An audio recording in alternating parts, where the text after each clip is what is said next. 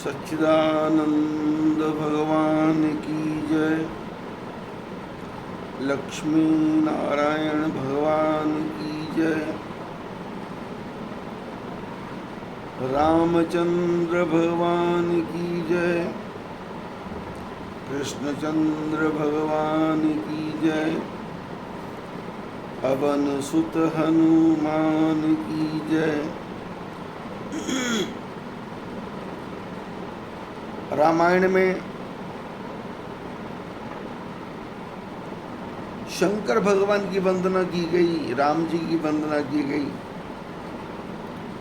सरस्वती जी की वंदना की गई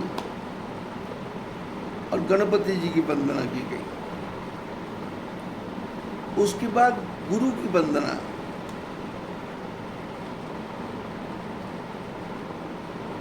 गुरु पद रज मृदु मंजुल अंजन, नयन अमीय दृग दोष विभंजन। गुरु महाराज के चरणों की जो रज है उसको आंखों में लगाने से दृष्टि के दोष दूर हो जाते हैं।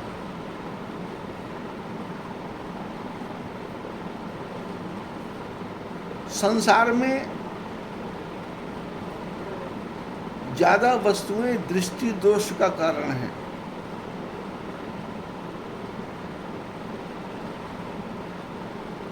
जो दिख रहा है वो है नहीं, जो है वो दिख रहा है।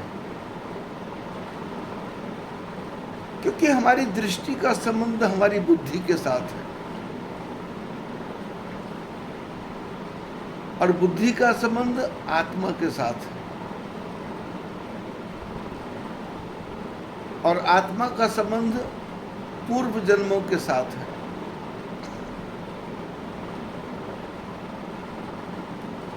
मां के पेट से पैदा हुए 4 भाई या 6 भाई, उनमें से किसी से भी बनती नहीं है। लेकिन पड़ोस में रहने वाला एक किराएदार आया, उसने इतना स्नेह दिखाया, उस पर दृष्टि पड़ी, वो भाई से भी ज्यादा प्यारा लगने लगा।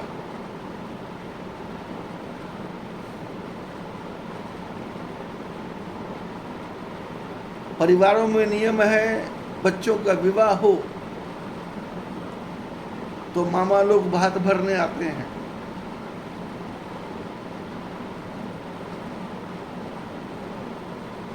पर जिसकी मैं चर्चा कर रहा हूं 6 भाई, उसमें से एक भी भात भरने को तैयार नहीं है। जो किराए पे आया हुआ आदमी है वो भात भरने को तैयार है।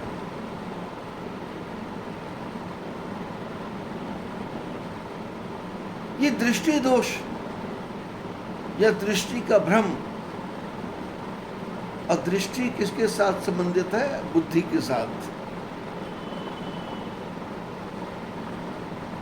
बुद्धि अंदर से कह रही है ना, इससे बात करना ही नहीं है, इससे मिलना ही नहीं है, ये लोग मेरे लिए मर गए, मैं इनके लिए मर गया, ये मेरे लिए मर गए। बोले गुरु महाराज के चरण कमलों की रज क्या करेगी? ये दृष्टि दोष हटा देगी और जो असली भाई हैं उनके जो बुरे कर्म हैं उनकी तरफ ध्यान ही नहीं जाएगा, विचार ही नहीं जाएगा। ऐसा लगेगा कि जैसे मेरी गलती थी, मेरी भूल थी।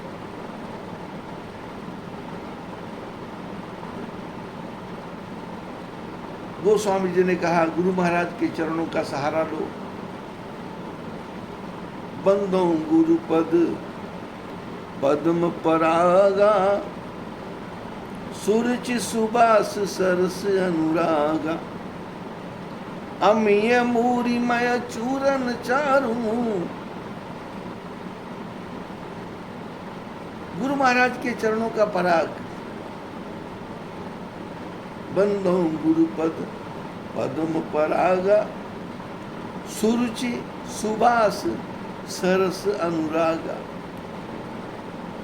जो फूलों में पराग है वो बूंद बहुत रुचिकर है, शहद बनता है और उसमें सुंदर बास आती है, सुगंध आती है और वो रस से भरा हुआ है और उसमें प्रेम है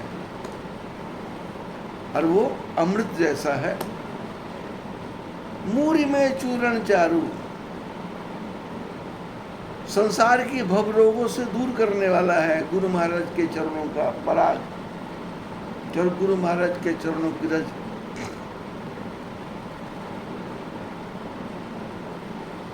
रामायण में संतों की वंदना की गई और साथ में दुष्टों की भी वंदना की गई।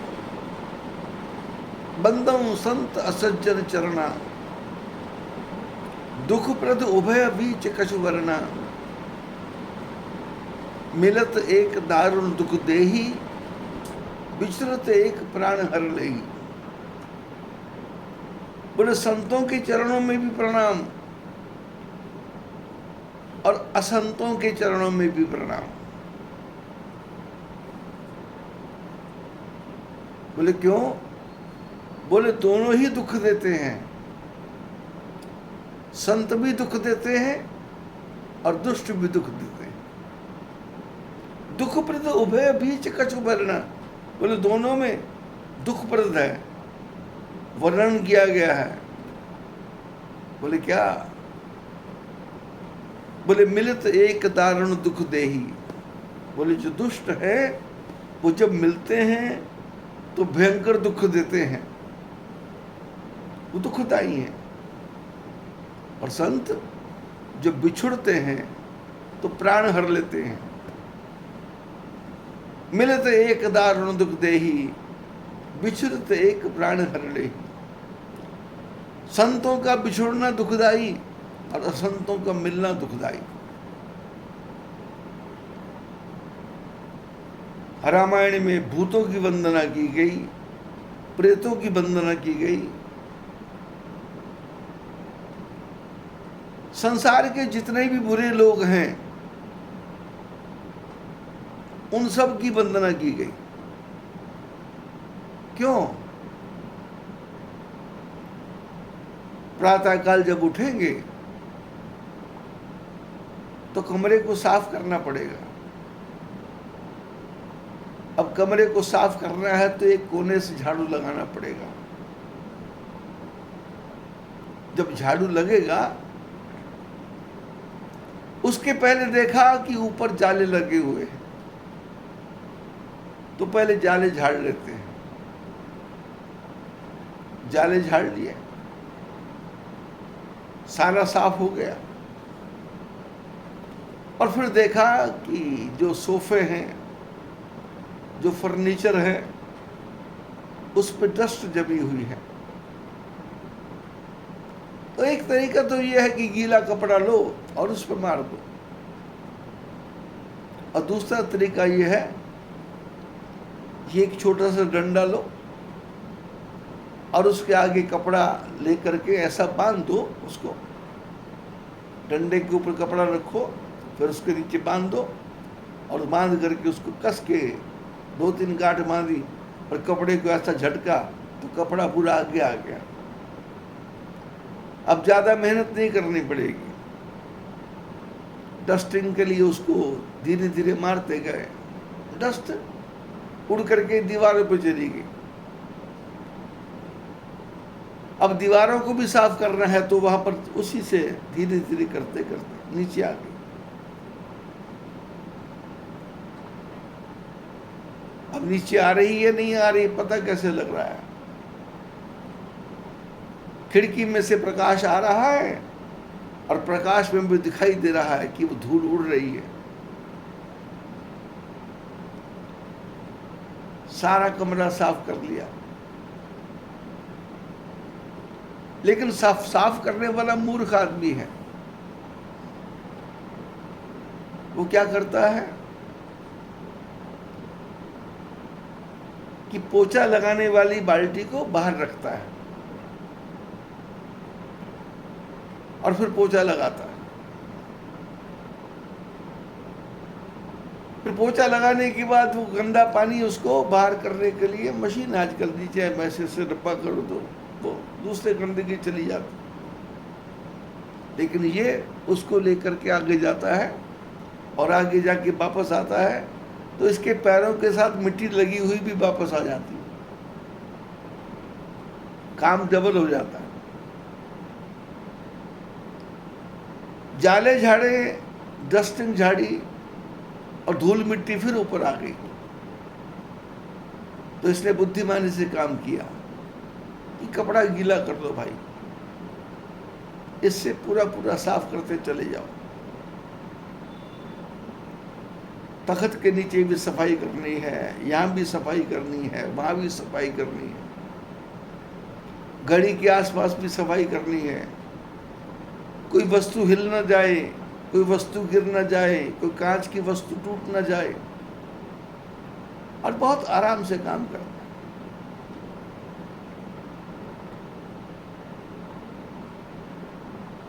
जैसे मकान को साफ करना है तो उसके पूरे कचरे को बाहर निकालना पड़ेगा, ऐसे ही जैसे जीवन जीना है तो जीवन में से कचरे को बाहर निकालना पड़ेगा। वो कचरा शब्दों का भी हो सकता है, वो कचरा व्यवहार का भी हो सकता है, वो कचरा सुनी सुनाई बातों का भी हो सकता है,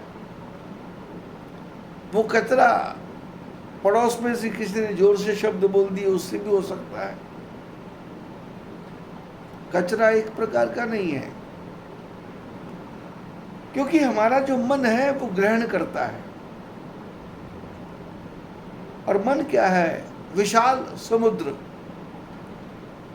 मन विशाल है, इसका कोई और छोर नहीं है, क्योंकि मन इतना बड़ा है कि उसका हिसाब ही नहीं लगाया जा सकता।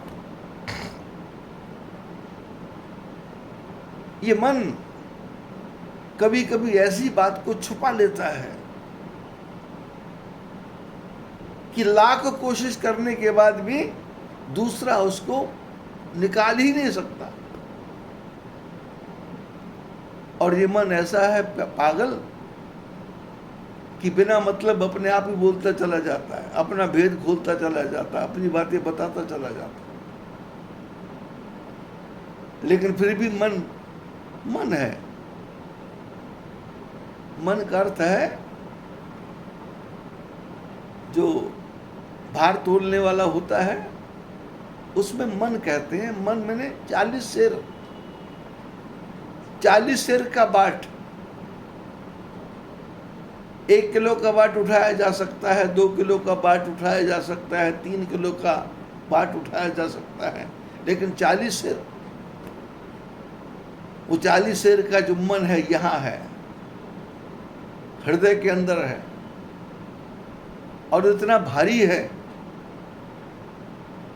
वो नीचे की तरफ ही जाता है। मन ऊंची बात सोचता ही नहीं है, क्योंकि भारी वस्तु है। मन पानी की तरह है, पानी को खुला छोड़ दो, वो अपना रास्ता खुद ही ढूंढ लेता है, जिधर जिधर उसको कोने में मिलेगा जगह वहां चला जाएगा। पानी का गिलास गिरा, दिख रहा है कि पानी का गिलास गिरा, लेकिन 2 मिनट के बाद पता लगेगा कि पानी गया कहाँ, तो पता लगेगा कि सोफे के नीचे चला गया। बोले नहीं नहीं इधर भी थोड़ा चला गया, बोले नहीं नहीं इधर भी थोड़ा चला गया। गिलास से गिरा पानी ऊपर नहीं जाएगा, गिलास से गिरा पानी, बाल्टी से गिरा पानी नीचे की तरफ जाएगा। ऐसे ही हमारा मन संसार में जो नीच कर्म है, बुरे कर्म है, उसी तरफ जाता है। मन हमेशा उल्टा ही सोचता है। सीधा सोचता ही नहीं है। इसने मेरे बारे में बोला तो कुछ ना कुछ तो गलती होगी, हालांकि बोलने वाले के मन में कोई विचार ही नहीं है, सहज भाव से बात निकल गई, लेकिन मन ने तो उल्टा सोचना है। तो संतों ने कहा, मन के मते न चालिए, मन के मते अनेक। अरे मारे मन के मर गए मुल्ला काजी शेख, मुज्जा मुल्ला काजी शेख। मन तो करे बहुत खुआरी, मन के मारे मर गई ये दुनिया सारी। बोले मन के अनुसार नहीं चलना, मन की बात मत मानना, मन के मते न चालिए, मन के मते अनेक। मन तो अनेकों प्रकार से एक ही बात को अनेकों प्रकार से सोच रहा है।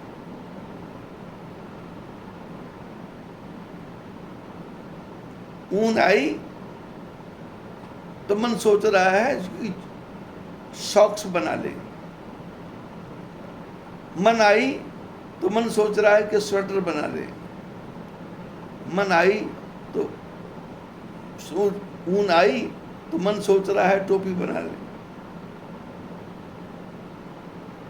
ऊन आई तो मन ने कहा कि सिलाई से उसको बनाएंगे, 2 सिलाई से, लेकिन मन ने कहा नहीं, करोशी से बनाएंगे, उसी से खींचेंगे, उसी से बांधेंगे, उसी से जाली बुनेंगे। मन अपने अपने प्रकार से सोच रहा है, लेकिन सामने वाले ने ऑर्डर दिया कि स्वेटर ही बनाना है, जैकेट ही बनानी है। अब ऑर्डर मिल गया, लेकिन मन को खुला छोड़ दिया तो पानी की तरह बह गया। लेकिन पानी बहना आसान है, पानी को ऊपर ले जाना मुश्किल है। मशीन लगेगी, नहीं तो बाल्टी को भर के लेके जाओगे। छत पे पानी की टंकी है, मशीन लगी है, बटन दबाओ पानी ऊपर चढ़ता है, लेकिन मशीन खराब हो गई। बोले अब ऐसा करो, नौकरों को बोलो कि बाल्टी से भर भर के पानी लेके जाओ और ऊपर टंकी में डाल दो।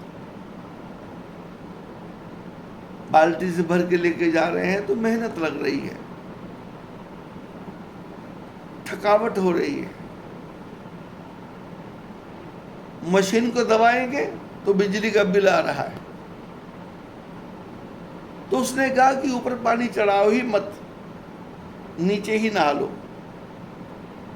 नीचे ही काम कर लो। लेकिन नीचे भी काम करना है तो बाल्टी की टोटी खोलनी पड़ेगी, बाल्टी में भरना पड़ेगा और मग से पानी ऊपर डालना पड़ेगा। सिर तक पानी लेके जाना है, मेहनत करनी पड़ेगी। और पानी को खुला छोड़ना है तो टोटी छोड़ दो, बाल्टी भरती जाएगी, पानी चलता चला जाएगा।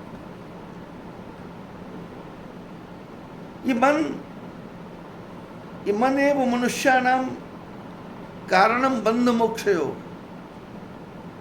ये मनुष्य के बंधन का कारण भी बन जाता है और मोक्ष का कारण भी बन जाता है। 1 मिनट में समस्या सुलझ जाती है। 3 आदमी बैठे हैं, आपस में विचार कर रहे हैं, चौथा आदमी बीच में कुछ कह के चला गया और तीनों आदमियों में फ्रैक्शन पैदा हो गया, विरोध पैदा हो गया, क्योंकि तीनों की बुद्धि अलग अलग है। मुंडे मुंडे मतिर भिन्ना। बोले 1000 आदमी बैठे हैं तो 1000 दिमाग हैं। शब्द एक बोला जा रहा है और सुनने वाले 1000। हर 1000 आदमी जो बोलने वाला बोल रहा वो नहीं सुन रहा, जो उसकी बुद्धि में आ रहा है वो सुन रहा है।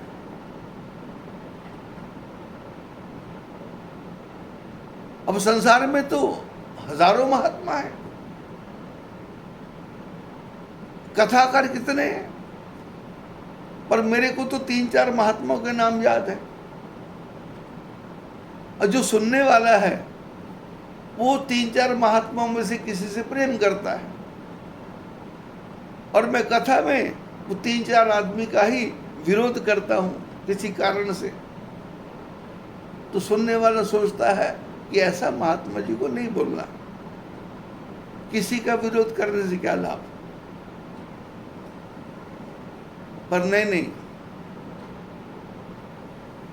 जलेबी बनानी है तो चीनी की चाशनी बनानी पड़ेगी, और चीनी की चाशनी बनाने के लिए उसको उबालना पड़ेगा।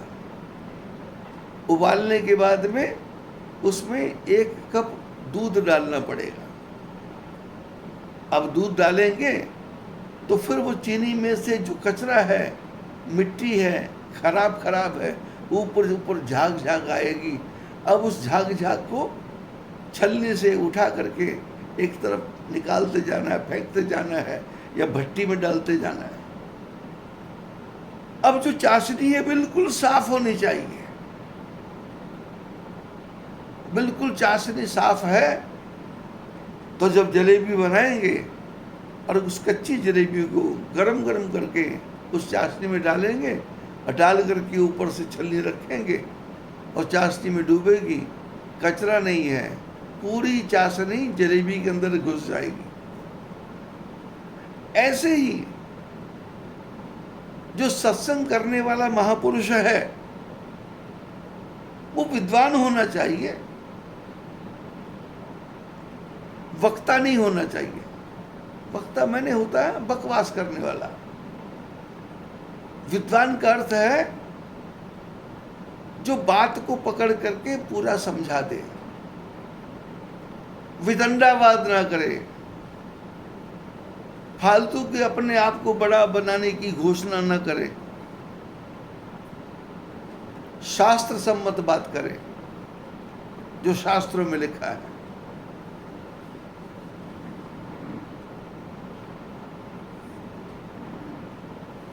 पाँच 6 साल पहले मैं मोहाली में गया, पंजाब। वहां मेरा शिष्य रहता है जिसने GTV में काम कर रखा था। उसके परिवार की कोई समस्या थी तो उसने कहा गुरु महाराज हमारे यहाँ आओ। मैं उनके घर गया तो मेरे को पता नहीं था कि वो इतना पैसे वाला हो गया है। मैं उसको ही सोचता था कि इसके पिताजी ट्रक यूनियन में काम करते थे और ट्रक का नंबर लगता था, अनाउंस करता था कि अपने उस नंबर की गाड़ी का नंबर है। घर का गुजारा बहुत मुश्किल से चलता था। उनका नाम नहीं ले रहा मैं, क्योंकि कथा में किसी का नाम लेने से, कथा जब लोग सुनते हैं तो सुनने वाला सोचता है कि मेरा नाम लिया, और मेरा नाम क्यों लिया।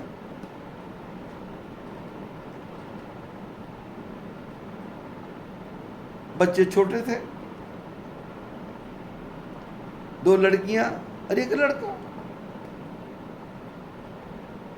अच्छे महात्माओं के यहाँ जाते थे, अच्छे अच्छा महात्मा का आश्रम था। पहले वो नंगल में रहते थे।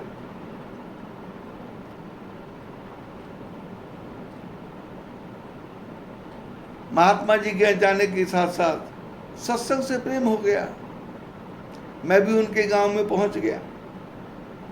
अब सत्संग हमारा भी चला, घर बुलाना शुरू कर दिया। तो जीवन की घटना कैसी है, संसार कैसा है। बेटी की शादी हो गई, बड़ी बेटी की शादी हो गई। उनके घर में मैं जाता था, कभी चावल बना दो, कभी रोटी बना दो, कभी पुलाव बना दो, कभी मक्की की रोटी बना दो। वो भी बड़े प्रेम से बनाते हैं, मैं खाता। बड़ी बेटी की शादी हुई तो लड़की की माँ ने मेरे से कहा कि ऐसा मंत्र बताओ, ऐसा तरीका बताओ जिससे सास ससुर से झगड़ा हो जाए और ये पति पत्नी अलग हो जाए। मैंने कहा माता जी मेरे को ये तरीके नहीं आते, मैं ये मंत्र नहीं बता सकता। और सत्य घटना है। मेरे सामने माँ अपनी बेटी को कहती है, बेटी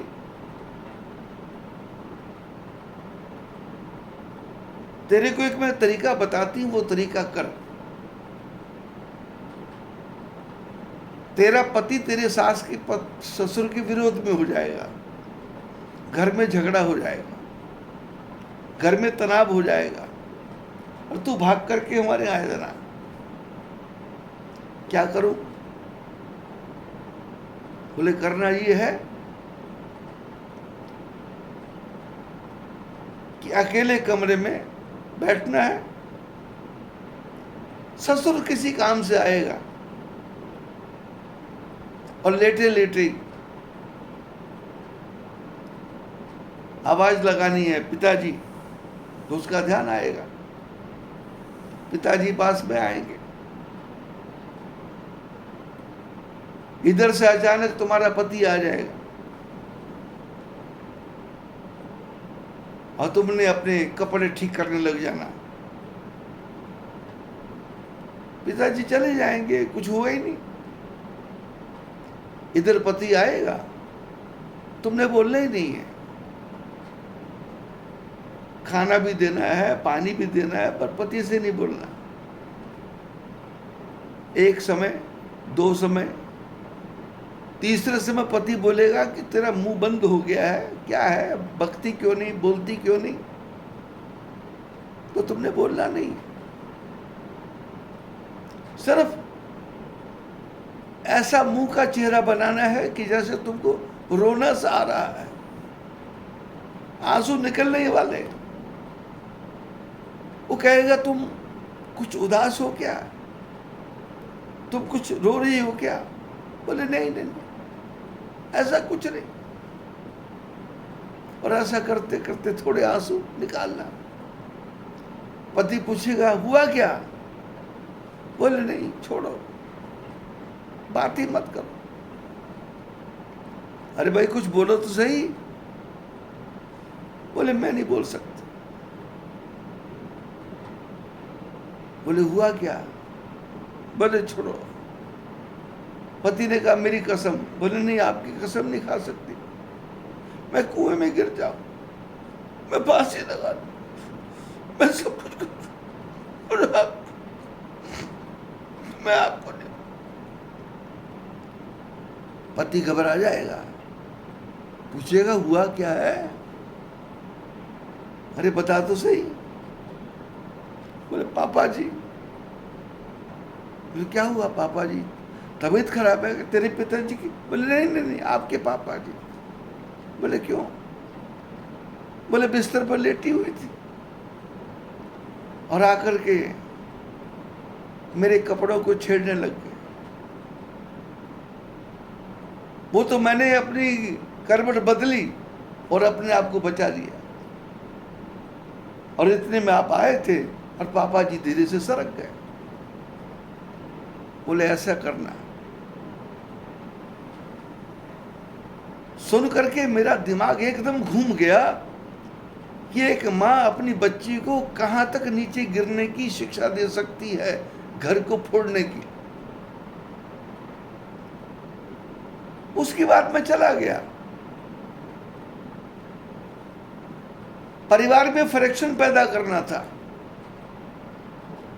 लेकिन 15 साल के बाद में मैं मोहाली जब गया तो क्या देख रहा हूं कि जिस ससुर के विरोध में वो लड़की बोलना चाहती थी, आज उसी ससुर के पेंशन से उनके घर का पूरा परिवार चल रहा है।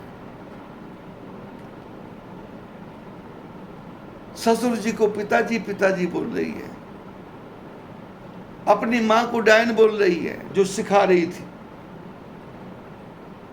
वहां जाके मेरी चर्चा हुई। तो गया मैं किसी और काम से था, वहां जाके पता लगा कि वो जो लड़का है उसकी पत्नी अपनी बेटी को लेकर के इसको छोड़ के अपने ससुराल भाग गई कि महाराज जी कुछ उपाय करो। तो मैंने कहा भाई उपाय क्या करना है, मैं जाकर के मिल लेता हूं उनको जाके। समझा के ले आता हूं।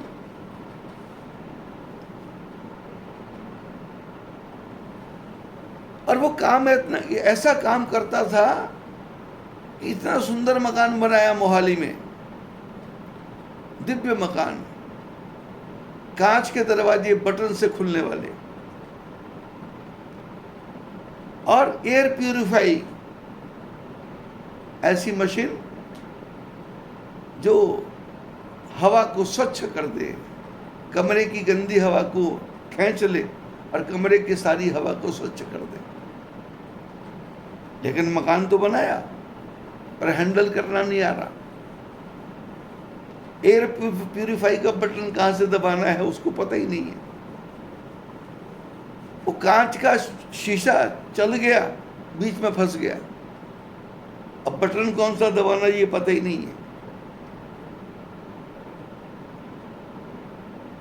मैंने कहा मेरे पास लाओ जरा इसका वो रिमोट लाए।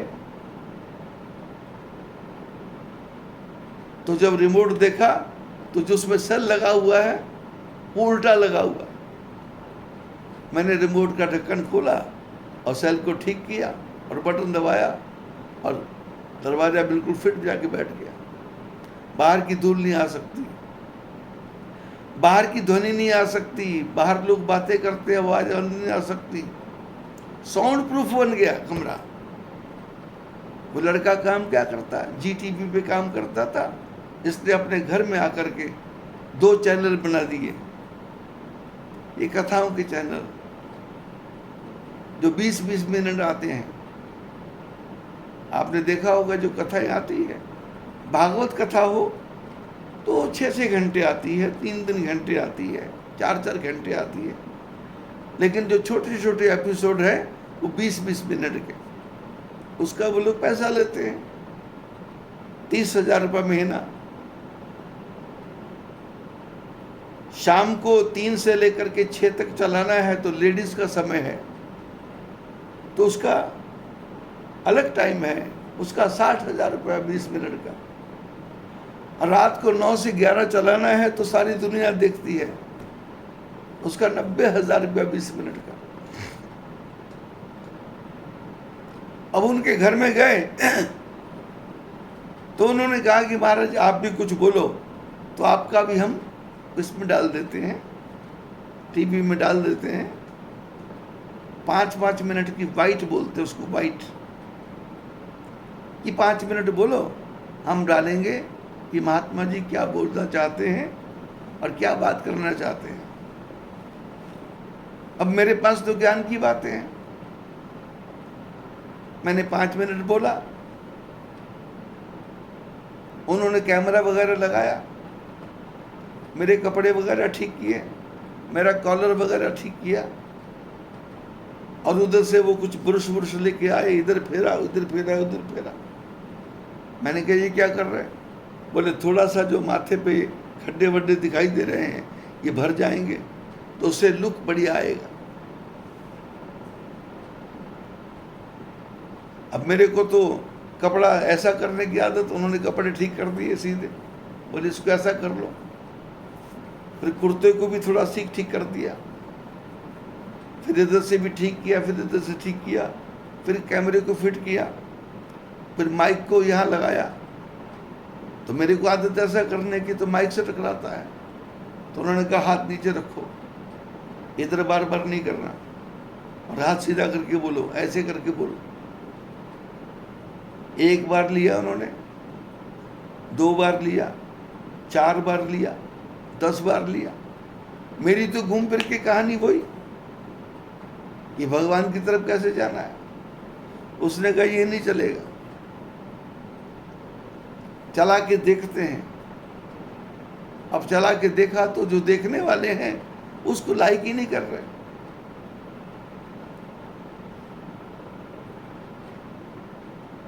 बोले आपको ऐसा नहीं करना। मैंने कहा कैसा करना है? बोले आपको ऐसा करना है कि दुनिया को टेढ़ी मेढ़ी बात बताना है। कैसी बात बताना है? बोले ये बात बताना है कि पड़ोसी को दुखी करने के क्या तरीके हैं। पड़ोसी अच्छा खाता है, उसका खाना खराब कैसे हो जाए वो तरीका आप बताओ। दुश्मन को कैसे मारना है ये तरीका बताओ। दूसरे को कैसा जलाना है वो तरीका बताओ।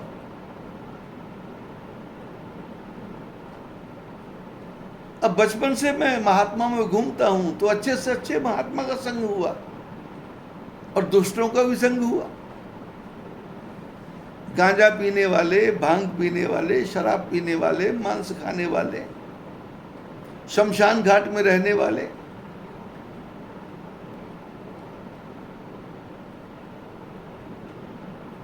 दुनिया के जितने दुष्कर्म करने वाले महात्मा भी संसार में हैं, वो भी महान आत्मा है। उनको अघोरी बोलते हैं। शराब पीना, मांस खाना, बुरे से बुरे कर्म करना,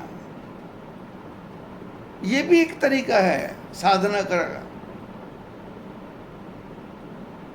लेकिन कोई भी बुरा कर्म नहीं करना, ये भी एक तरीका है साधना का। शरीर को तपाना, ठंडे पानी में रहना, बर्फ के अंदर बैठना, भरी दोपहरी में गर्म रेत के ऊपर जाकर के लेटना, बचपन में किया है। 4-4 घंटे गंगा के बीच में बैठ करके मंत्र का जप किया हम लोगों ने, क्योंकि ये भी एक तरीका है। शमशान में बैठ करके जलते हुए मुर्दे की खोपड़ी को ले लेना और उस खोपड़ी में चावल पकाना और चावल पका करके उसका प्रसाद बनाना, वो खाना, दूसरों को खिलाना, ये भी कर रखा है।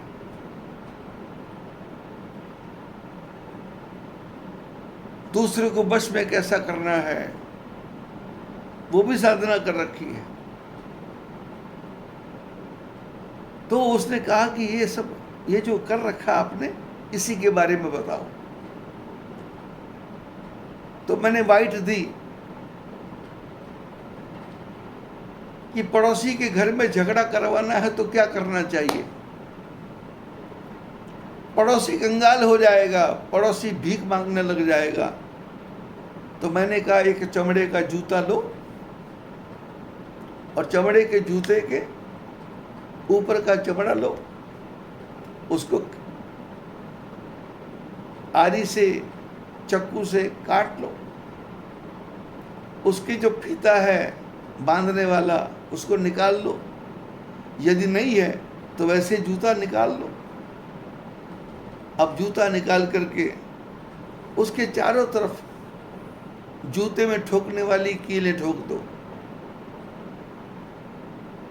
7 कील एक तरफ, 7 कील आगे की तरफ, 7 कील बाईं तरफ और 7-7 कील 3 तरफ, ऐसे 6 जगह 7-7 कील ठोकते जाओ। उस चमड़े को पलट दो। फिर कील की जो नोक है इस तरफ आई है, उस पर हथौड़ी मार मार के या कुछ चीज मार मार के उसको टेढ़ा कर दो, उसको उल्टा उसमें करो। जितना जोर से मारोगे उतना पड़ोसी का बेड़ा गर्क होगा। ऐसे 5 मिनट की मैंने बाइट दी और वो टीवी पे आ गए, दिव्य चैनल के ऊपर। 2 दिन में 2 लाख आदमी ने पसंद की और फिर उस पर कमेंट आते हैं कि इस बाइट से क्या फायदा हुआ। उसमें हजारों लोगों ने लिखा कि पड़ोसी की टांग टूट गई, पड़ोसी का हाथ टूट गया। हालांकि मेरे कारण नहीं हुआ, किसी और कारण हुआ होगा। लोगों को पसंद क्या है? लोगों को टोटका पसंद है, लोगों को बेकार की बातें पसंद है। कथा होती है भागवत की उस पे कथा कम। कीर्तनकार कीर्तन करते हैं, लोग डांस करते हैं, लोग नाचते हैं, हारमोनियम वाला भी मस्ती ले रहा है, ढोलक वाला भी मस्ती ले रहा है, और कथा करने वाला भी मस्ती ले रहा है। औरतें घूम रही हैं, नाच रही हैं, और देखने वाले औरतों को देख रहे हैं। किसी का ठुमका कैसा लगता है, किसी का ठुमका कैसा लगता है। कोई घूंघट निकाल के नाच रहा है, कोई बिना घूंघट के नाच रहा है, और देखने वाले देख रहे हैं। टाइम पास होता जा रहा है। 3 घंटे समय कब बीत गया। और फिर कथाकार 7 दिन के बाद बोलता है कि कथा पूरी नहीं कर सकता, क्योंकि इतने समय में कथा पूरी होती नहीं है। अरे कथा पूरी कैसे होगी? 20 मिनट तुमने हनुमान चालीसा में लगा दिए, 30 मिनट तुमने कीर्तन में लगा दिया, 40 मिनट तुमने गप्पे में लगा दी, और बाकी 5 मिनट कथा। वो कथा क्या है? भागवत की कथा सबको याद है। धुंधुकारी है, धुंधली है, गोकर्ण है, आगे कथा आती है। बेटे के बेटे का बेटा, बेटे के बेटे का बेटा, बेटे के बेटे का बेटा, बेटे के बेटे के बेटे के बेटे के बेटे के बेटे के बेटा। क्या है कथा में? और कथा जब दशम स्कंद आता है तो फिर कृष्ण भगवान की कथा आती है, तो 3 दिन उसमें लग जाते हैं। और 3 दिन में भी महारास हो रहा है, उसमें भी नाच रहे हैं। फिर सुदामा मिलन हो रहा है, फिर एक सुदामा बन के आ जाएगा, फिर एक बलि की कथा आ जाएगी, एक बलि भगवान बन के आ जाएगा। वो झोली लेके घूमने लग जाएगा, पैसे इकट्ठे करने लग जाएगा। कौन महाराज आ रहे हैं कथा करने के लिए? बोले फला महाराज आ रहे हैं। कथा करवाने वाले कौन है? बोले समिति है। लोगों को ज्ञान नहीं चाहिए। मैंने 6-6 महीने लगातार कथा की, 6-6 महीने लगातार। 6 महीने कथा करने के बाद में जो लोग मेरे से मिलने आते थे, वो कथा के बारे में नहीं पूछते थे। वो ये पूछते थे कि 9 साल हो गए, लड़का लड़की की बहू बेटे घर में है, पर बच्चा नहीं हो रहा। महात्मा जी आशीर्वाद दो। बच्चा पढ़ गया है पर नौकरी नहीं लग रही, आशीर्वाद दो। पैसा है, प्लाट लेना चाहते हैं पर प्लाट नहीं मिल रहा, आशीर्वाद दो। प्लाट है पर मकान नहीं बन रहा, आशीर्वाद दो। रामायण में क्या लिखा है इसके बारे में पूछते नहीं थे। अब कभी कोई पूछता भी था तो ये पूछता था कि दशरथ की नानी का नाम क्या था, या राम जी के जवाई का नाम क्या था। मैंने ऐसे ही वितरक, जिसका न सिर न पैर, 6 महीने कथा की, वही कहानियां। 4-4 महीने कथा की, चातुर्मास किया, फिर वही कहानियां। 1-1 महीने कथा की, फिर वही कहानियां। कथा कश्मीर में की, कथा असम में की, कथा भूटान में की। लोग बदल गए पर तरीका नहीं बदला, तरीका वही रहा। बड़ा मकान कैसे बनेगा, बड़ी दुकान कैसे बनेगी, कर्जे का चुकारा कैसे होगा, कर्जा कैसे चुकेगा, शरीर बीमार है ये ठीक कैसे होगा, भजन करना है इसके बारे में कोई नहीं पूछ रहा, पूजा करना है इसके बारे में कुछ नहीं पूछ रहा। कथा मैंने कम कर दी, कथा 7 दिन की, कहानियां फिर वही।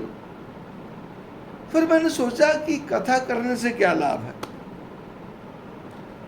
अब तो लोगों को यही बताओ 4 दिन रहो, और 4 दिन में जो लोग आए उनको यही बताओ कि तेरे बेटा हो जाएगा, तेरे पोता हो जाएगा, तेरा मकान बन जाएगा, तेरा दुकान बन जाएगा और तेरा काम चल जाएगा, और अपनी गठरी बांधो और दूसरी जगह चले जाओ। सारा संसार स्वार्थ का है, मेरा कैसे बने। टीवी पे जो आ रहा है तो वही की मोहाली की बात सुना रहा हूं। 5-6 दिन रहने का मौका लगा।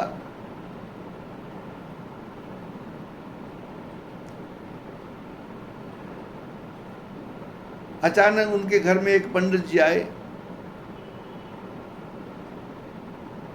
मैं भी वहां बैठा हुआ था, वो अच्छे कपड़े पहन के आए। और मेरा स्वभाव तो कैसा है कि जैसा भी कपड़ा है लपेट लिया, अब दिखावा क्या करना है, बनावट क्या करनी है।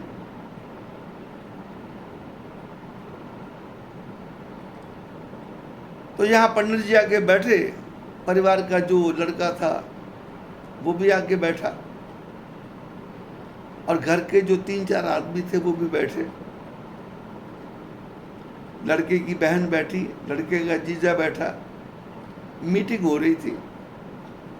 मीटिंग ये हो रही थी कि ये पंडित जी जो आए हैं ये अपने को टीवी पे दिखाना चाहते थे कि लोग ज्यादा से ज्यादा दर्शक हो, ज्यादा से ज्यादा देखें। तो आजकल हम देखते हैं टीवी के ऊपर सवेरे 6 से लेकर 8 बजे तक अलग अलग पंडित आते हैं। कोई आता है गुरुवार के बारे में बताता है, पीला कपड़ा पहनो, पीला धागा पहनो, और स्नान करते समय बाल्टी में थोड़ी सी हल्दी डाल लो जिससे पीला पानी हो जाए, उस पीले पानी से स्नान करो। और फिर दिन भर जिस शब्द में पी हो वो ज्यादा बोलना है, और पी से 15 नंबर आ गया तो 15 नंबर का सट्टा लगा देना। दूसरे चैनल पे दूसरा पंडित आ रहा है, वो कहता गुरुवार है, नीला कपड़ा पहनो, नीला ही धागा बांधो, नीले ही जूते पहनो, नीले ही सॉक्स पहनो। तीसरा चैनल आ गया। देखने वाले देख नहीं रहे, चैनल चला रखा है। घर में पत्नी तो चाय बना रही है, चैनल चल रहा है। पति अपना टूथब्रश ब्रश कर रहा है, चैनल चल रहा है।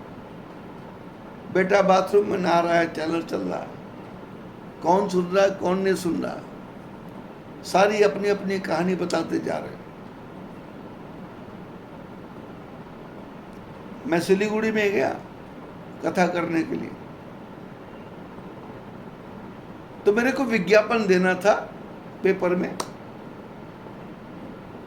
जनसत्ता नाम की अखबार थी, एक जैन परिवार चलाता था। तो मैं उनके ऑफिस में गया, तो मैंने कहा भाई ये छोटा सा विज्ञापन अपनी पेपर में दे दो, ये फला मंदिर में स्वामी प्रेमानंद जी आए हैं, वो कथा कर रहे हैं।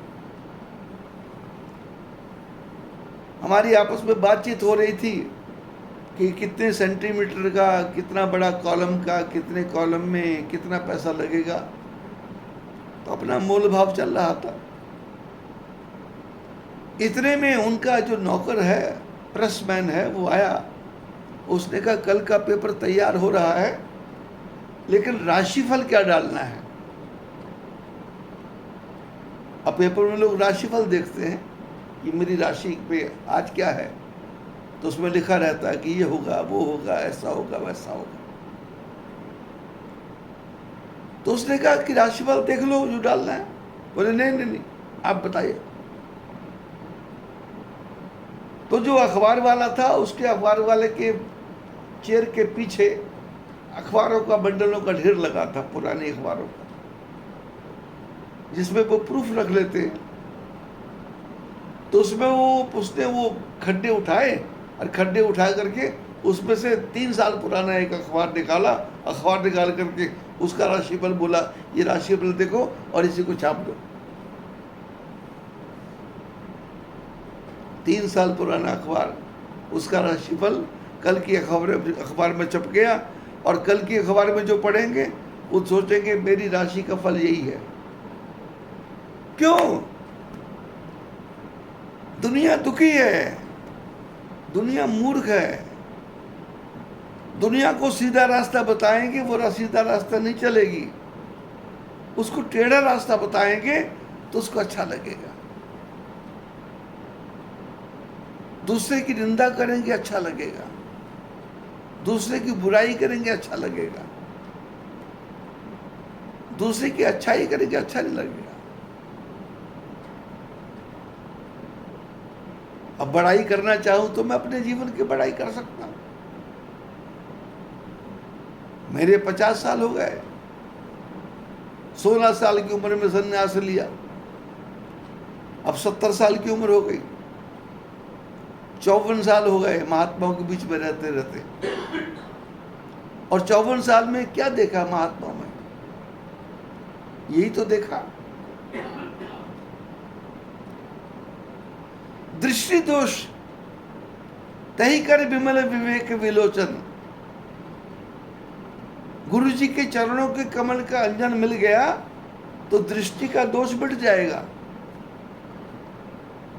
और विचार अच्छे आने लग जाएंगे, बुद्धि काम करने लग जाएगी और काम सीधा होता चला जाएगा। यहां मोहाली में गया, वहां का नाटक सब मैंने आपको सुनाया और उनकी पत्नी को भी वापस ला के दिया। इतने में पंजाब से फतेहगढ़ चूड़िया से फोन आ गया किसी का, गुरु महाराज आपकी जरूरत है। मैंने कहा क्या हो गया? बोले मेरा बेटा परसों को घर से भाग रहा है, मोबाइल पे मेरी घरवाली ने सुन लिया। मैंने कहा हुआ क्या? बोले किसी लड़की का चक्कर है, हमारी तो नाक कट जाएगी। अब वो परिवार 20-25 साल से जानता है। मैंने कहा मैं शाम को पहुंच जाता हूं। इस मोहाली वाले से मैंने कहा कि भाई कोई ओला कर दो बुक। अशोक जी ओला बुक कर दिया। सुन रहा हूँ, सोया नहीं हूँ। हैं? सुन रहा हूँ, सोया नहीं हूँ। मैं तो वैसे पूछ समझ गया मैं आपका बात। हाँ, ओला बुक किया। अच्छा अनीता जी भी आ गई, धन्यवाद। मैं भी सोचूं ये महात्मा की बुराई करने का मन मेरा क्यों कर रहा है। अब ओला बुक कर दी, मैंने फोन कर दिया। अब ओला वाले से पूछा भाई कब पहुंचोगे? शाम के 4 बजे। मैंने उसके बाप से कहा, लड़के के बाप से, मैंने कहा किसी को बताना नहीं कि मैं आ रहा हूं, बिल्कुल साइलेंट रहना। जब वहां पहुंचे फतेहगढ़ चूड़ियां तो शहर के बाहर, तो मैंने उसके लड़के का नंबर ले लिया था। मैंने लड़के को बोला तू कहाँ है? बोले जी मैं घर में हूँ। तो मैंने कहा गाड़ी हमारी आ गई, मैं तो यहाँ पहुँच गया हूँ, तुम्हारे पापा कहाँ हैं? बोले पापा तो सोने की अपनी दुकान पे बैठे, उस सुनार की दुकान है वहाँ बैठे। तो मैंने कहा मेरे को रास्ता नहीं पता, हालांकि रास्ता पता था। तो अपना बाइक लेके आया शहर के बाहर, तो आगे बाइक करके अपने घर की हवेली के पास ले गया, गाड़ी रोक दी।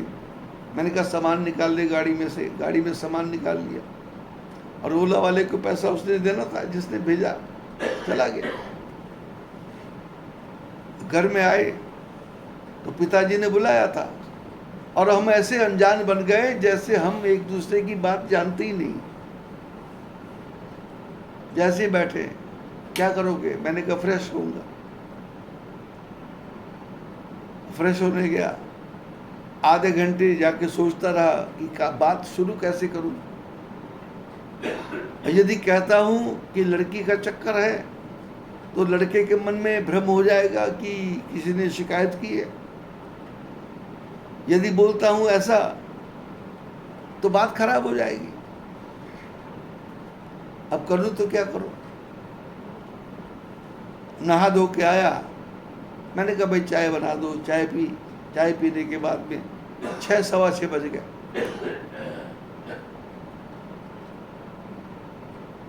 लड़का आ गया, लड़के का पिताजी आ गया। लड़के के बाप से मैंने कहा भाई, वो बड़े लड़के की शादी हो गई, इसकी भी शादी की है या नहीं की? बोले जी लड़की ढूंढ रहे हैं। मैंने कहा दिमाग खराब हो गया कि लड़की ढूंढ रहे हैं? अरे शादी कर कर आके छुट्टी करो। उम्र हो गई, 27 साल का हो गया। तो लड़का ही बोल पड़ा कि मैंने लड़की ढूंढ रखी है। मैंने कहा है तूने लड़की ढूंढ रखी है? क्या तेरे पिताजी में अकल नहीं थी लड़की ढूंढने की? और तूने लड़की ढूंढी तो क्यों ढूंढी? बोले मेरे को पसंद आ गई। तो मैंने कहा तू कितने साल का हो गया? बोले 27। तो मैंने कहा लड़की क्यों ढूंढी? बोले अफेयर हो गया, प्रपोज कर दिया। मैंने कहा किसने? बोले लड़की ने। मैंने कहा तुमने शादी के बारे में कब से सोचना शुरू किया? बोले 3-4 साल से।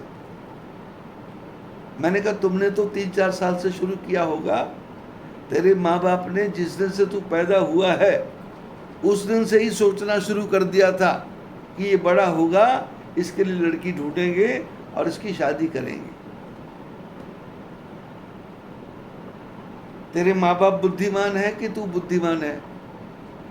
ये पागलों जैसी बात क्यों कर रहा है? छोड़ दे चक्कर। बोले नहीं मैं नहीं छोड़ सकता, मैं नहीं छोड़ू। तो मैंने कहा चलो बात कहाँ बिगड़ रही है, क्या हो रहा है? दुनिया भर की बातें हुई। मैंने कहा बात बिगड़ कहाँ रही है?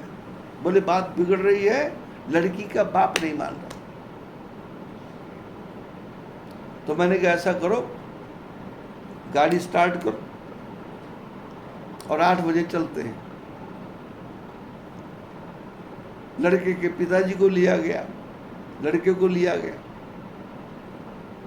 और लड़के ने पहले ही लड़की को फोन कर दिया कि तू सामान पैक करके तैयार रहना और मैं आते ही तुमको गाड़ी में बिठाऊंगा और बिठा करके फुर्र हो जाएंगे।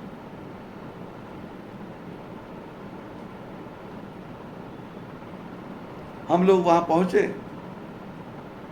बेल की घंटी बजाई। घर में हमारे से पहले ही पता है कि कोई आने वाला है। माँ ने लड़की को कमरे के अंदर बंद कर दिया, भाई उसके सामने खड़ा हो गया, लड़की की माँ भी अंदर और पिताजी बाहर बैठे, अंदर के जिसको बैठक बोलते हैं। जैसे बड़ा हॉल है ऐसे वो छोटा हॉल था। दरवाजा खुला, लड़की ने दरवाजा खोला, लड़के ने हाथ पकड़ा अंदर ले गया भाई ने। मैंने जो अपनी गाड़ी वाला ड्राइवर था, वो लड़की को चाहने वाला, उसको मैंने बोला अपना मोबाइल मेरे को दे। उसने मोबाइल दिया। मैंने कहा 500 मीटर दूर जाके गाड़ी खड़ी कर दे, पता नहीं लगना चाहिए कि तू साथ में आया। अब उसको पता था कि बाबा जो है मारता भी बहुत है, पीटता भी बहुत है। यदि गुस्सा आ गया तो अभी मारना शुरू कर दे। कि गाड़ी लेके दूर चला गया। हम अंदर गए, किसी ने भी नहीं पूछा, हम अपने आप बैठ गए और मेरे साथ लड़के का बाप भी बैठ गया। रास्ते में मैंने उसको समझा दिया था कि तुमने कुछ भी बोलना नहीं है, कुछ भी कहना नहीं है, ना हाँ कहना है ना ना कहना। अंदर गए तो पिताजी तैयार बैठे, पता था सबको आने वाला कोई, अब कौन आने वाला पता नहीं। अब अंदर गए तो किसी ने बैठने को भी नहीं कहा। मैं भी बैठ गया, वो भी बैठ गए सामने, और ये जैसे पत्थर की मूर्ति हो ऐसे बैठा हुआ। 2 मिनट हो गए, 3 मिनट हो गए, ना कोई पानी लाने वाला है, ना कोई चाय पूछने वाला है। और हम भी किंग कर्तव्य विमूढ़ आत्मा जैसे मूर्ख आदमी ऐसे बैठे हुए। और चारों तरफ देखते देखते मेरे को ठाकुर जी का मंदिर दिखाई दिया, तो मैं अपने आप ही बोल पड़ा, अरे वाह, कितनी अच्छी ठाकुर जी की मूर्ति है, बांके बिहारी की लगती है। लगता है आप लोग वृंदावन जाते हो? तो बोल पड़ा, हाँ जी हम वृंदावन जाते हैं। मैंने कहा भगवान का श्रृंगार तो बहुत सुंदर है, ये पोशाक वृंदावन से लेके आए होंगे। बोले जी वृंदावन से लेके आए।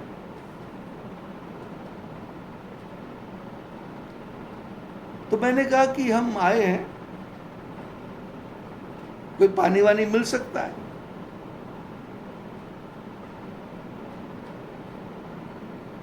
उसने कहा हमने तो आपको बुलाया नहीं, लेकिन फिर भी पानी तो पिला ही देते हैं। लड़के को आवाज मारी, वो 2 गिलास पानी ले आया, पानी पी लिया। पानी पीने के बाद में धीरे से मैंने कहा ये सज्जन है, इनको आप जानते हो? बोले जी मैं नहीं जानता। मैंने कहा आप इनको जानते नहीं, इनके लड़के के साथ में आपकी लड़की का प्रेम है।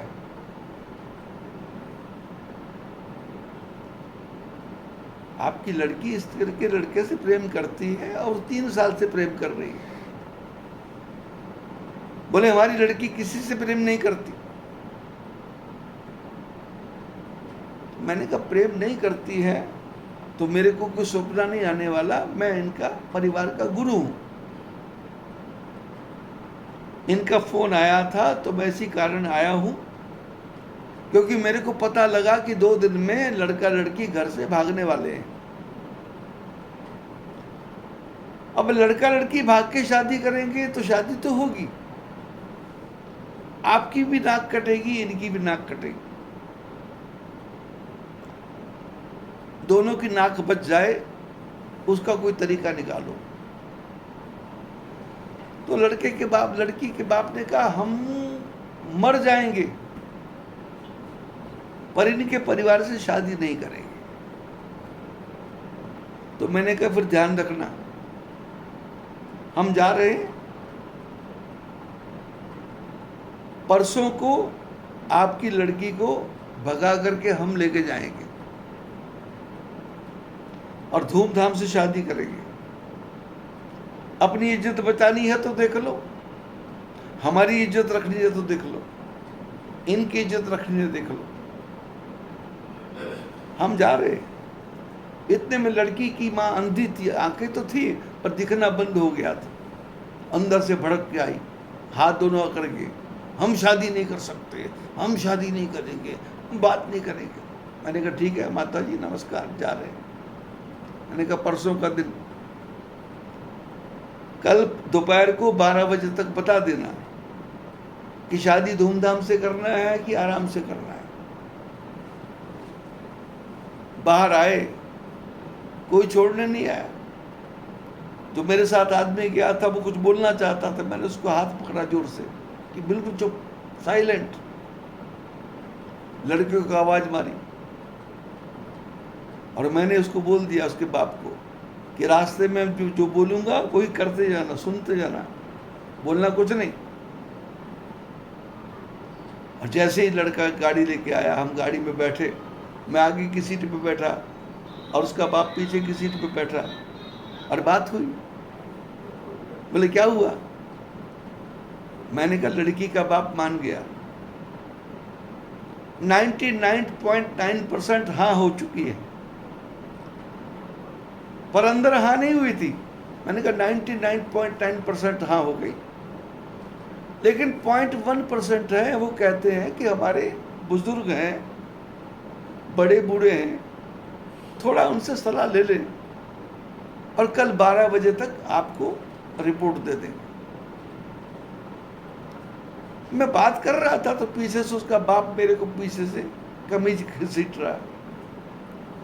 जिससे कि मैं ठीक बात बोलूं, तो मैं उसको हाथ से पार रहा था, पीछे हटा रहा था कि पीछे हटो। मैंने पूरे रास्ते उस लड़के को बातों में ऐसे उलझाए रखा कि जिससे उसके मन में बैठ जाए कि लड़की भी मान गई, लड़के का बाप भी मान गया, उसका मोबाइल मेरे हाथ में था, इसलिए मैंने मोबाइल छुपा लिया। जैसे घर पहुंचे तो लड़के की माँ ने पूछा क्या हुआ। मैंने कहा गुलाब जामुन मंगवाओ, रसगुल्ले मंगवाओ, मिठाई मंगवाओ। बात फाइनल हो गई। लड़के के बाप ने मेरे को पूछा अरे क्या कर दिया। मैंने कहा चुप रहो, बोलो मत। घर के अंदर गए, बैठे, रात के 11 बज गए थे। लड़के का बड़ा भाई आया, गुरु महाराज क्या। मैंने कहा कल 12 बजे तक फोन आ जाएगा। लड़के ने कहा मेरा मोबाइल। मैंने कहा ऐसा ठोकूंगा मैं, दिमाग तेरा ठीक कर दूंगा, किस लिए मोबाइल चाहिए तेरे को। जब मैंने बात कर ली, जब मैंने बात कह दी, जब मैंने बात फाइनल कर दी, अब तुम क्या बीच में बात करना चाहते हो। ये ऊपर चला गया, मन में थोड़ी थोड़ी खुशी लेकर के कि बात फाइनल हो गई है। रात के 1 बजे फोन आ गया लड़के के फोन पे, बड़े कि आपके गुरुजी आए थे, हमारे से भूल हो गई, हमको क्षमा करना, हमने उनका मान नहीं किया, उनका सम्मान नहीं किया, हम शादी करने के लिए तैयार हैं। और कल को वो लड़का फोन लेके मेरे पास आ गया। मैं जाग ही रहा था, उसने दरवाजा खटखटाया। मैंने कहा क्या है। बोले फोन आया। मैंने कहा किसका। बोले लड़की के बाप का। क्या कहता है। बोले कल बुलाया। मैंने तो उसको मना कर दो, हम नहीं आ रहे। गुरु महाराज की बात नहीं मानी, बात नहीं चलेगी। अब तो वही होगा जो हम करना चाहते हैं। अरे भाई नहीं, ऐसा मत करो। इसने स्पीकर ऑन कर दिया। मैंने कहा बोल दे, कल शाम को 8 बजे आ रहे हैं। और गुरु महाराज का अपमान किया है, 11,000 रुपया गुरु महाराज को देना पड़ेगा। और कल को, वो पंजाब में कोड़बाई कहते हैं, जिसको रोका कहते हैं, बोले कल शाम को करेंगे। जाके किया। रात को 8 बजे चले, टाइम दिया तो 8:45 का। मैंने कहा गाड़ी धीरे चला। धीरे चलाते चलाते चलाते चलाते रात के 10:15 बज गए। उधर से फोन खड़क रहे, कब आ रहे हो। बोले चल पड़े हैं, आ गए हैं, पहुंचने वाले हैं, यहाँ पहुंच गए, यहाँ पहुंच गए, यहाँ पहुंच गए, यहाँ पहुंच गए। जब वहां जाके देखा तो कुर्सियां लगी हैं मंदिर में, सब बैठे हुए हैं, परिवार के लोग 3-4। एक वहां का पार्षद, नगद पार्षद, वो भी लेके आए थे। बैठ के बात की। मैंने कहा भाई क्या विचार है। बोले शादी करना है। तो मैंने कहा डालो जो आपके अंगूठे वगैरह है और मेरा वो लिफाफा। बोले वो तो ये पड़ा है। मैं कहा लाओ। लिया, होटल में खाना खाया, शादी हो गई, काम बन गया। ना तो तुलसी के पेड़ को हिलाना पड़ा, ना सरसों के पेड़ को हिलाना पड़ा, ना वास्तुशास्त्र करना पड़ा, ना कोई तंत्र मंत्र करना पड़ा, ना कोई यंत्र करना पड़ा, पर बुद्धि के घोड़े को दौड़ाना पड़ा, दिमाग को काम में लाना पड़ा। और दिमाग ने ऐसा काम किया कि जो काम नहीं बनने वाला था वो आसानी से बन गया और दोनों परिवार राजी हो गए। अब मैं गांव में गया था, सारा गांव मेरे को जानता था, महाराज कैसे आए। तो मैंने कहा एक ही बात बोलना है कि महाराज को हार्ट की प्रॉब्लम है, तो अमृतसर थोड़ा चेकअप करवाने जा रहे हैं। अब पहले दिन बात नहीं बनी, तो वापस आए तो लोगों ने पूछा चेकअप हो गया। अरे भाई डॉक्टर नहीं मिला, उसने कहा कल का टाइम दिया है, कल फिर जाएंगे। दूसरे दिन फिर गए। अब उनके चाचा, ताऊ, मामा, फूफा, भांजा, भतीजा सब वहीं रहते थे। अब घर में ऐसा कांड होता है तो किसी न किसी को पता तो रहता ही है। कि सुरसुरी चल रही है, लव मैरिज की बात चल रही है, चाहे कोई ओपन करे कि ना करे, बात करे ना करे, पर समझ तो सबको आती है और लोग साइलेंट रहते हैं। दूसरे दिन फिर गए, हम वो करके आ गए सब कुछ, मैं वापस आया। तीसरे दिन मैंने थोड़ा सत्संग किया और सत्संग करने के बाद चौथे दिन वहां से मैं गया। परिवार की शादी हो गई, दोनों परिवारों का धूमधाम से विवाह हो गया, लेकिन मंत्र की जरूरत नहीं पड़ी, पर बुद्धि की जरूरत पड़ी, दिमाग की जरूरत पड़ी। दिमाग ने शब्द ऐसे निकाले कि जो दूसरे को चुभे भी नहीं और दूसरे के दिमाग को ठीक भी करें और दोनों परिवार को जोड़ दें। और ये जुड़ना ही युज्यते योगा है। योग क्या है? दो परिवारों का जुड़ना योग, दो आदमियों का जुड़ना योग, युज्यते योगा। रामायण क्या सिखा रही है? पूरी रामायण कि कैसे घर में पुत्र नहीं है तो दशरथ महाराज कहां जाएंगे,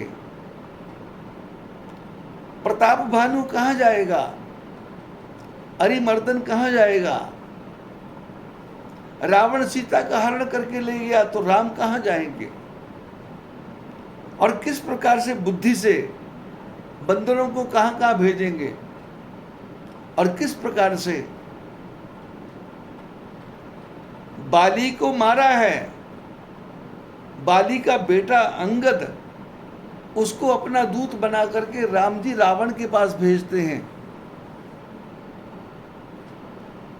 अंगद बाली का बेटा है, मेरे पिताजी को मारा इस राम ने, तो जाकर के रावण से मिल सकता था, पर राम जी ने ऐसा मोल्ड किया अंगद को कि वो रावण से नहीं मिलता, वो राम जी की बात करता है। हनुमान जी लंका में गए, विभीषण रावण का भाई है, पर एक रात में नहीं 10 मिनट में हनुमान जी ने विभीषण के मन को ऐसा मोल्ड किया, जो विभीषण 24 घंटे रावण का भाई बन के बैठा रहता था, वो विभीषण रावण को छोड़ करके राम जी के पास आ गया।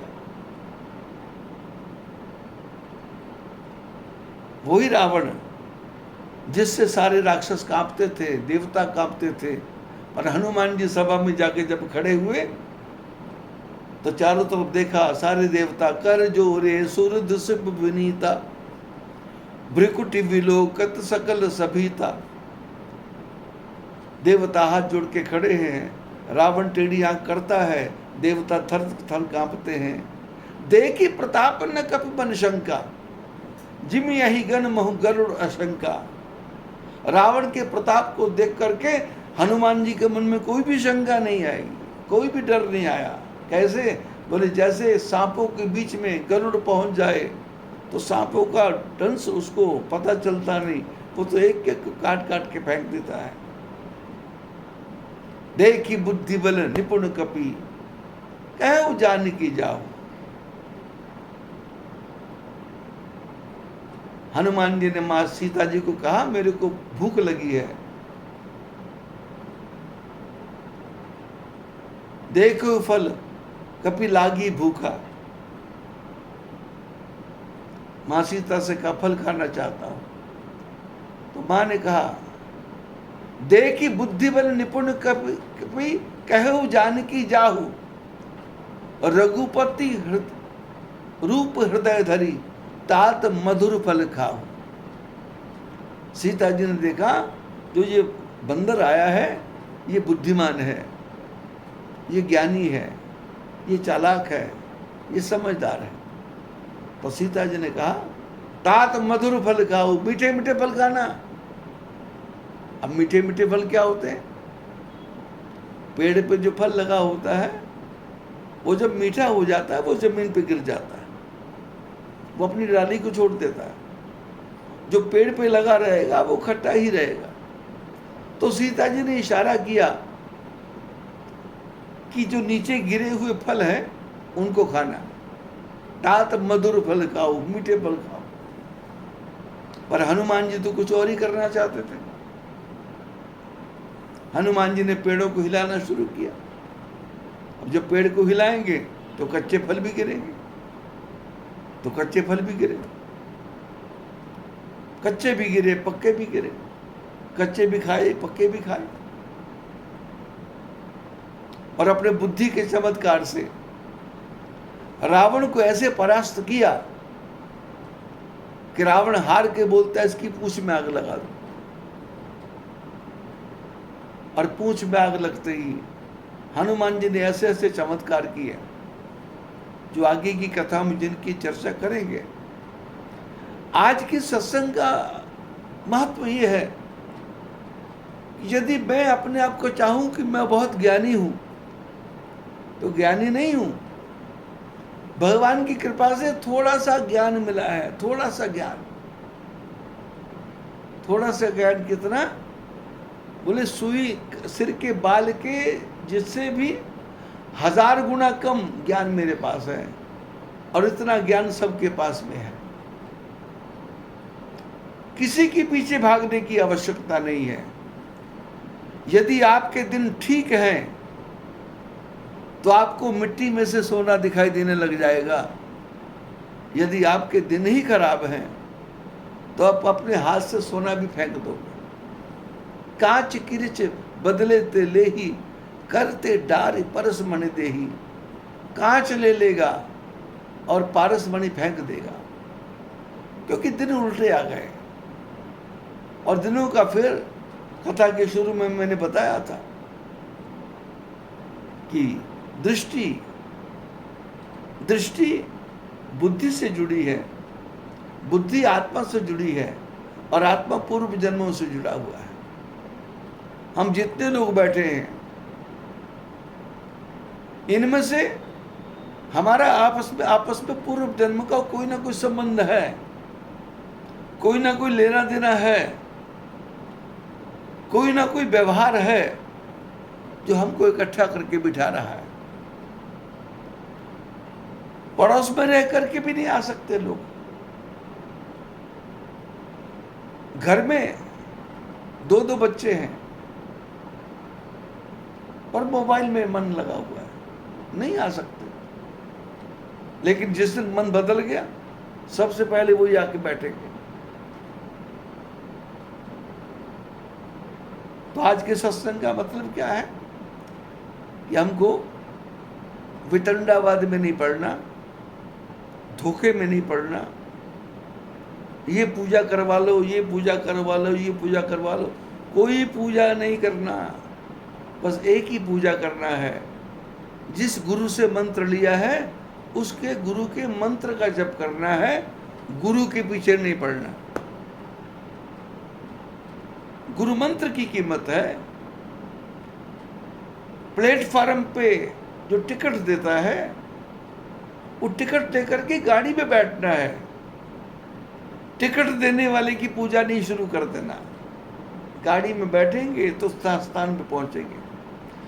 हमने टिकट देने वाले को ही दिल्ली मान लिया, हमने टिकट देने वाले को चंडीगढ़ मान लिया, हमने टिकट देने वाले को अमरावती मान लिया। अमरावती टिकट देने वाला नहीं है। पोस्टमैन तो पोस्ट पहुंचाने वाला है। गुरु क्या है? एक जगह की पोस्ट चिट्ठी आपको पहुंचा दी और आपकी चिट्ठी परमात्मा को पहुंचा दी। परमात्मा के साथ संबंध जोड़ने का है। और संबंध कैसे कर जोड़ेगा गुरु? वो दृष्टि को बदल देगा, देखने की ताकत को बदल देगा। वो ऐसी दृष्टि बदलेगा कि दृष्टि बदली और साथ ही सृष्टि बदली। जैसे सृष्टि बदली तो मन से निकलेगा सच्चिदानंद भगवान की जय।